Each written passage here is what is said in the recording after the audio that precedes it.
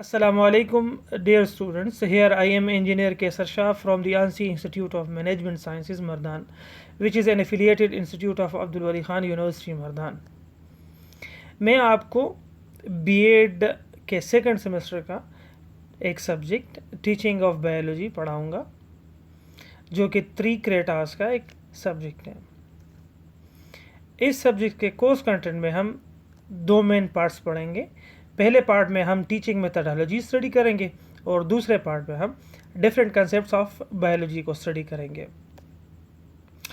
पहले पार्ट में हम इंट्रोडक्शन टू द मेथडोलॉजी में 7 यूनिट्स पढ़ेंगे और दूसरा पार्ट जो कि डिफरेंट कंसेप्ट्स ऑफ बायोलॉजी को हम डिस्कस करेंगे, उसमें हम 11 यूनिट्स पढ़ेंगे. यूनिट 1 में हम introduction to methodologies of teaching of biology पढ़ेंगे या simply introduction to teaching of biology पढ़ेंगे. चलते हैं आगे. We have already discussed early in the lecture कि biology actually कौन सा वाले साइंस में लाई करती हैं, बायोलॉजिकल साइंसेज में. क्योंकि साइंस को हम 2 कैटेगरीज में डिवाइड करते हैं, एक है फिजिकल साइंसेस, दूसरा है biological sciences. So biology lies in the biological sciences of science. Now we will discuss the nature of biological concepts और what is the nature of biology. Biology में हम कौन कौन सी चीज़ें पढ़ते हैं या कौन कौन सी चीज़ें हम डिस्कस करते हैं. Biology is a natural science concern with study of life and living organism. It means कि बायोलॉजी में हम लाइफ को स्टडी करते हैं या लिविंग ऑर्गेनिजम्स को पढ़ते हैं. अभी मॉडर्न बायोलॉजी में कौन कौन से कंसेप्ट हम पढ़ते हैं, कौन कौन से मेन पॉइंट्स या मेन फील्ड को या मेन पॉइंट्स या मेन प्रॉपर्टीज़ को देखते हैं लिविंग ऑर्गेनिज्म की.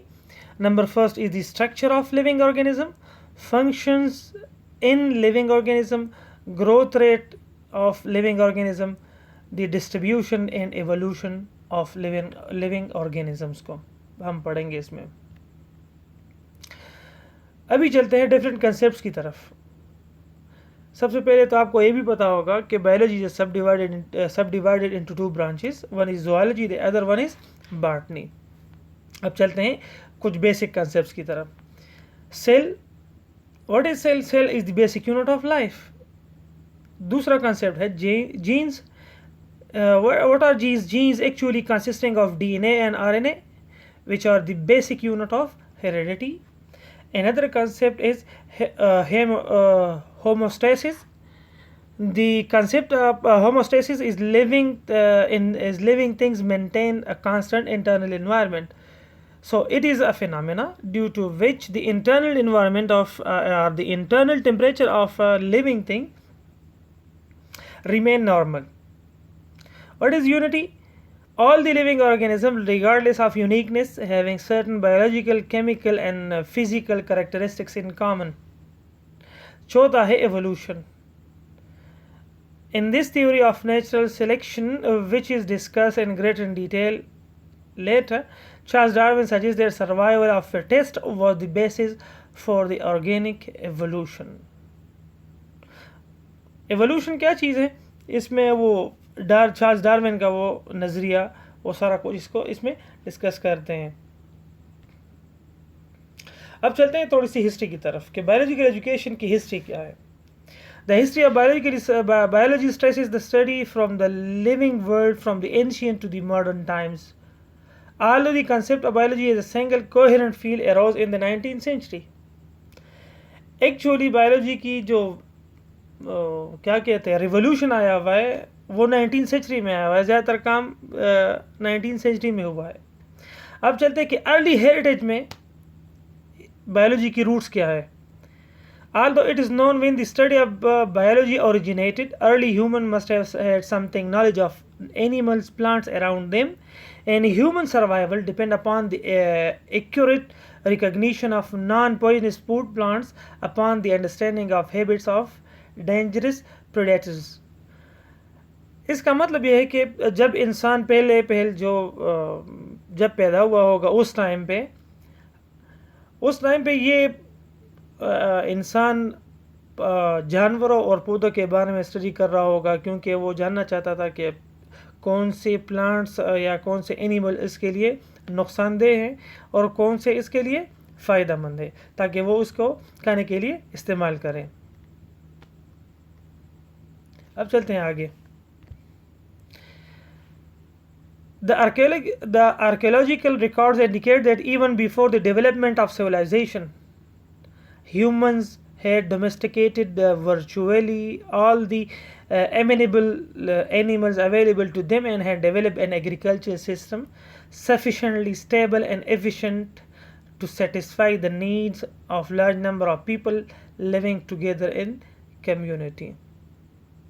اس کا مطلب یہ ہے کہ اس آرکیولوجیکل ریکارڈ یعنی کہ جو قدیم جگہیں جو اب تک دریافت ہوئی ہیں، اس سے پتہ چلتا ہے کہ انسان نے اس ٹائم بھی کچھ نہ کچھ جانور اور اس طرح نباتات وغیرہ جو اس کے نیڈس کو سیٹسفائی کر سکیں وہ استعمال کرتا تھا۔ It is clear therefore that much of the history of biology predates the time at which humankind began to write and to keep record۔ So اس سے پتہ چلتا ہے کہ انسان نے بایولوجی کی اسٹڈی تقریباً بہت پہلے ہی شروع کی ہوئی تھی۔ چلتے ہیں آگے۔ Biological practice among the Assyrian and Babylonians۔ اب یہ دو قسم کے لوگ گزرے ہوئے ہیں کہ اس ٹائم پہ یہ لوگ کیا کرتے تھے، بایولوجی کو کس طرح پڑھ رہے، کس طرح یہ پریکٹس کرتے تھے۔ Much of the earliest recorded history of biology is derived from the Assyrian and Babylonian based beliefs showing cultivated plants۔ پہلا یہ ہے کہ ان لوگوں کی سب سے پہلی خصوصیت کیا تھی کہ یہ پودوں کو اور زیادہ تر زمینوں کو بوتے تھے۔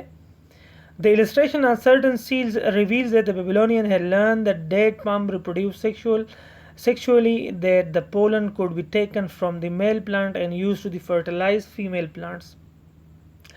اور بیبلونین کی ہسٹری سے پتہ چلتا ہے کہ ان لوگوں نے یہ معلوم کیا ہوا تھا کہ ڈیٹ فارم کی جو پلانٹ ہے، ڈیٹ فارم کا جو پلانٹ ہے اس کو ہم پروڈیوس کر سکتے ہیں سیکشولی، کہ اگر ہم پولن گرین کو میل پلانٹ سے لے کے فیمیل پلانٹ پہ ٹرانسفر کرتے ہیں تو یہ کیا ہوگی، یہ فرٹیلائزیشن ہوگی اس میں اور فلاورز کریٹ ہوں گے۔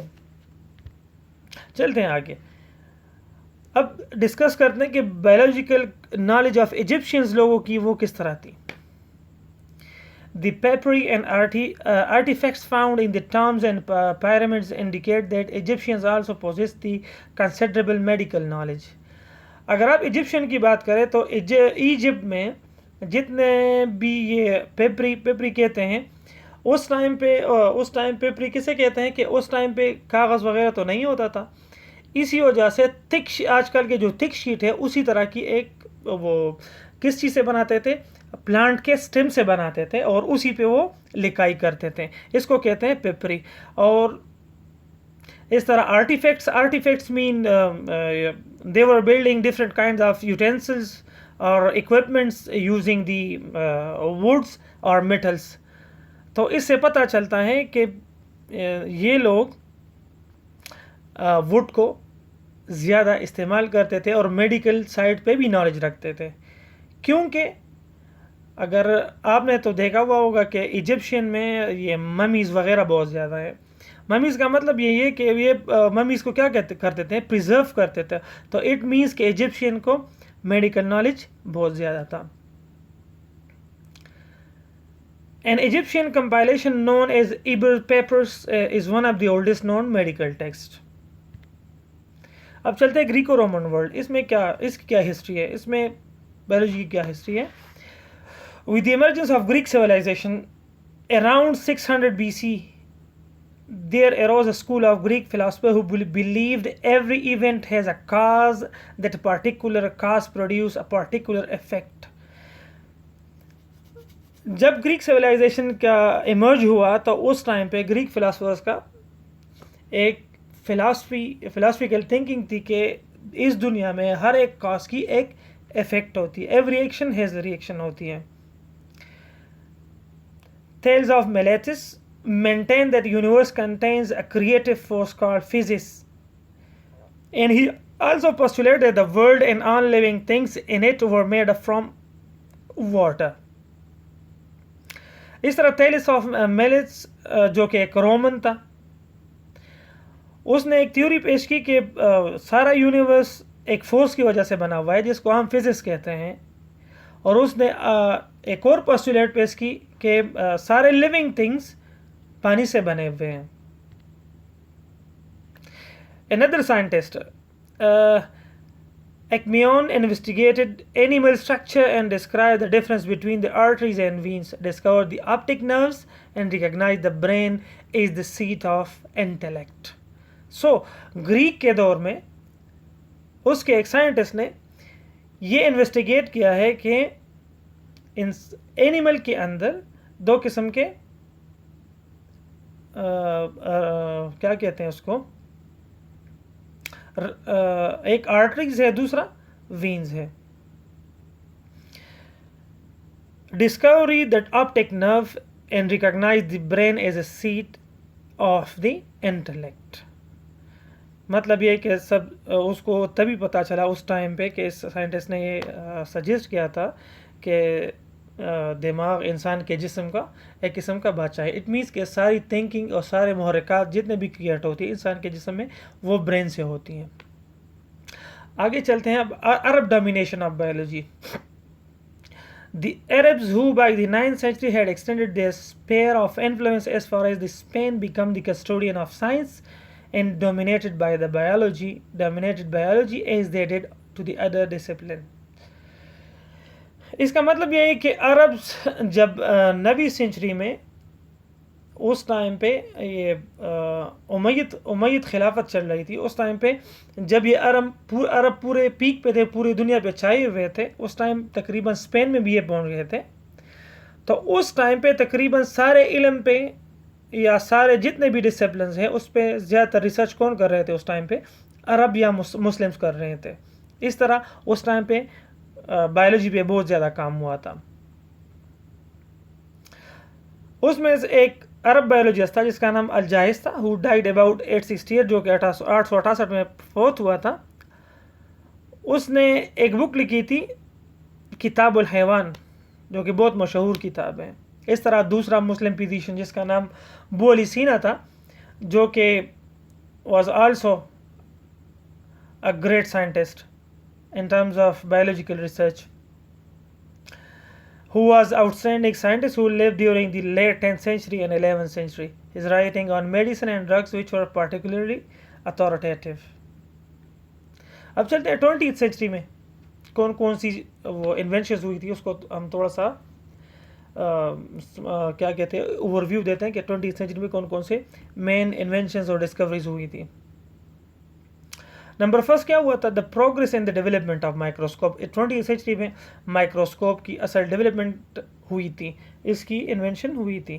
After the mid 19th century the French chemist and microbiologist Louis Pasteur who demonstrated the self-replicating ability of the microorganism. The 19th century development of theory of evolution. اس طرح 19th century میں theory of evolution بھی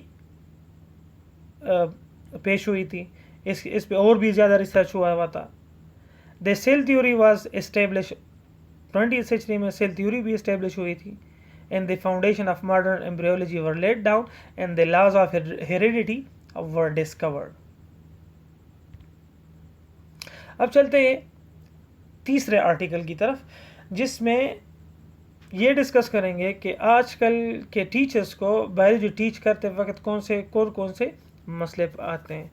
ہم اس کو اس course میں کیوں پڑھ رہے ہیں؟ کیونکہ آپ آگے جا کے سیکنڈری لیول پہ بایولوجی آپ پڑھائیں گے انشاءاللہ.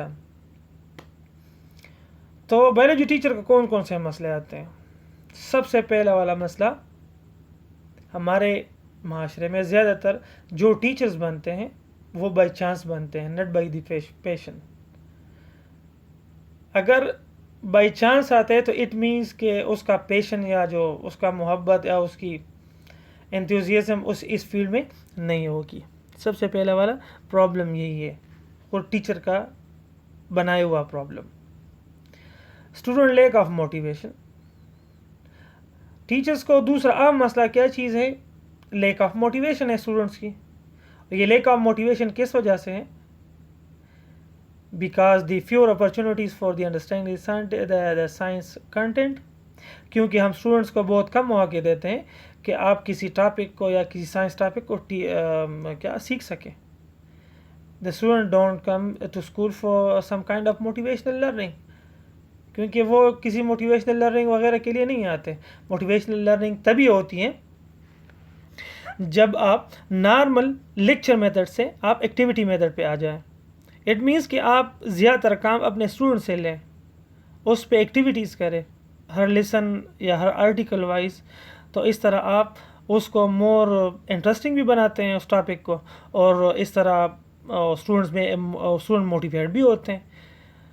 اگر آپ لیکچر میتھڈ استعمال کرتے ہیں تو اٹ مینس کہ سارا برڈن آپ خود اپنے سر پہ لے رہے ہیں اور اسٹوڈنٹ پیسیو ہے. تو اسی وجہ سے کیا ہوگا؟ Student will have no kind of motivational property. اگر موٹیویشن نہ ہو تو their aim is to pass exam and get a degree. بس صرف وہ ایگزامینیشن پاس کریں گے تاکہ وہ ڈگری حاصل کریں. اور ہم موٹیویشن کس چیز سے ایکٹیویٹ کر سکتے ہیں اس میں؟ اگر ہم ایکٹیویٹی بیس ٹیچنگ کریں تو اسٹوڈنٹ زیادہ موٹیویٹ ہوتے ہیں as compare to the traditional lecture method. تیسرا پرابلم کیا ہے؟ Learning by memorisation. کہ اسٹوڈنٹس کی طرف سے ایٹیچیوڈ کیا ہے؟ Learning by memorisation. اسٹوڈنٹ کیوں لرننگ بائی میمورائزیشن کرتے ہیں، رٹا کیوں لگاتے ہیں؟ کیونکہ وہی بات ہے کہ اسٹوڈنٹس کی ٹیچرس کی طرف سے لیکچر میتھڈ استعمال ہوتی ہیں. لیکچر میتھڈز میں آپ بس لگے رہتے ہیں بورڈ کے ساتھ، فل کرتے ہیں، صاف کرتے ہیں، بورڈ کو فل کرتے ہیں، صاف کرتے ہیں، اور آپ بس لگے ہوئے ہیں بورڈ کے ساتھ، اور آپ اپنے اسٹوڈنٹس کو اپنے ساتھ انوالو بھی نہیں کرتے کسی ٹاپک میں. تو اس میں کیا ہوگا؟ Leak of motivation. اور پھر ایگزامینیشن اور ڈگری حاصل کرنے کے لیے وہ کیا کریں گے؟ Using a short cut. وہ کون سی شارٹ کٹ ہے؟ میمورائزیشن ہے. ایک چیز ان کے ہاتھ میں ہے، وہ کیا؟ میمورائزیشن ہے. وہ میمورائزیشن ہی کریں گے. اگر یہ میمورائزیشن کریں گے تو اٹ مینس کہ اس میں وہ کیا ہے؟ کنسیپٹ ہے ہی نہیں. کنسیپچول سسٹم ابھی تک رائج ہی نہیں ہوا. چوتھا number, passive teaching and learning. وہی بات ہے کہ ہمارے زیادہ تر میتھڈ کون سی ہیں؟ Lecture method. So it is a passive teaching and learning for the student. Lack of change in curriculum. پانچواں پوائنٹ ہے کہ ہمارا کریکولم کیا ہے؟ اتنا ایڈوانس نہیں ہے، اپڈیٹ نہیں ہے with respect to our modern times. So it need innovative changes in the curriculum for connecting the majority of concept with science and technology in the society. تو ہمیں کیا چاہیے کہ ہمیں کریکولم میں تھوڑی سی چینجز کرنے چاہیے، تھوڑی سی انوویشنز کرنے چاہیے، جو کہ ہم اس کنسیپٹس کو ہم ریلیٹ کر سکیں اپنے سوسائٹی کے ساتھ، اور ٹیکنالوجیکل ایڈوانسمنٹ ہم کرنا چاہتے ہیں اس کے تھرو. چھٹا پوائنٹ ہے out dated student assessment system. Out dated student assessment system کیا چیز ہے؟ کہ آج کل کے جو ایگزامینیشن کا سسٹم چل رہا ہے، آیا یہ سسٹم ٹیچرز اور اسٹوڈنٹ دونوں کے حق میں نہیں ہے. سو اس اسیسمنٹ سسٹم کو بھی تھوڑا سا چینج ہونا چاہیے. Leak of interest by the parents. Teachers کے لیے سب سے بڑا مسئلہ کیا ہے؟ اسٹوڈنٹس کا زیادہ تر وقت اپنے پیرنٹس یا گھر پہ گزرتے ہیں. اگر اس کی طرف سے رسپانس اچھا نہ ہو تو کیا ہوگی؟ یہی لیک آف موٹیویشن اور less activity by the students in the school. So lack of interest by the parents is also one of the main problem that we are facing, the teachers are facing. The last one is lack of proper teachers training. حکومت کی سطح پر یا elementary and secondary education کی طرف سے ہمارے teachers جتنے بھی ہیں اس کو proper according to the new syllabus, new curriculum, modern technology, and how to update your knowledge according to the new world order. یہ سب کچھ جب آپ اپنے ٹیچرس کو ٹریننگ اس طرح کی ساری کچھ نہیں دیں گے تو ٹیچرس کو تو پھر مسئلہ ہوگا. اس طرح اور بھی بہت زیادہ مسئلے ہیں جو ہم آگے ڈسکس کریں گے. اب چلتے ہیں 4.1.4 پہ کہ 4th نمبر آرٹیکل کون سا ہے ہمارا, contemporary trends and approaches in teaching of biology.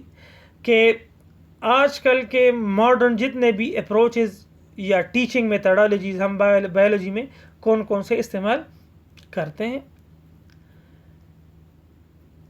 تقریباً 2000 تک the study had made it clear there is an alarming crisis relation to a student interest in science.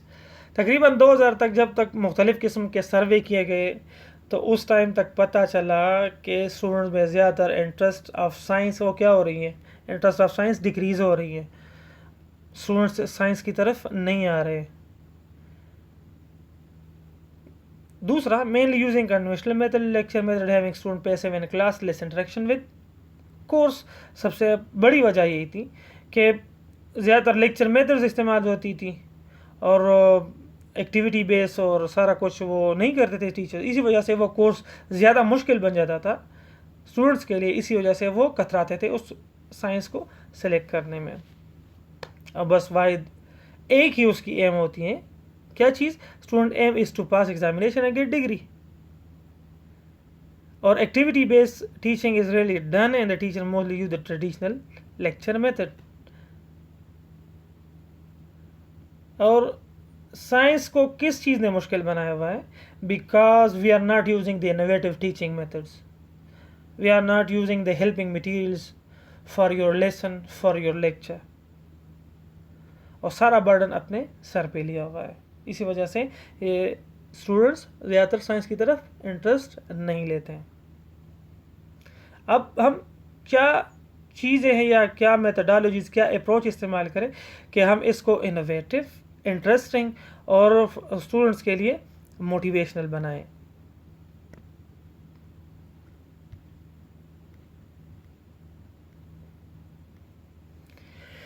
اچھا, modern teaching approaches and strategies کون کون سی ہیں, ہم کس طرح اپنے اپروچز اور ٹیچنگ آف بایولوجی کو کس طرح انٹرسٹنگ, انوویٹو اور اسٹوڈنٹ کے لیے فائدہ مند بنا سکتے ہیں.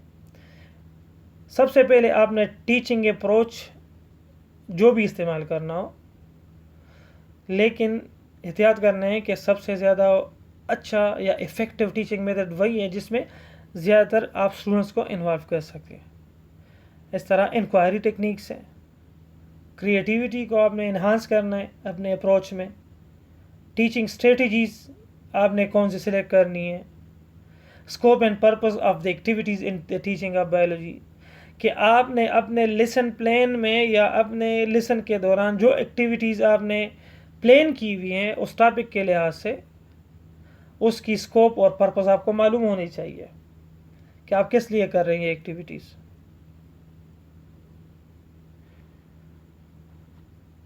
اس طرح planning a practical activity of teaching of biology, کہ آپ نے اگر آپ ٹیچنگ آف یا بایولوجی کو آپ ٹیچ کرنا چاہتے ہیں, اگر آپ بچوں کو آپ پڑھانا چاہتے ہیں بایولوجی, تو آپ نے کچھ نہ کچھ پریکٹیکل ایکٹیویٹی پلان کرنی ہوگی ہر سبق کے ساتھ. That's all for today. So it's been a very good session with you. Thank you for having your time. Allah Hafiz.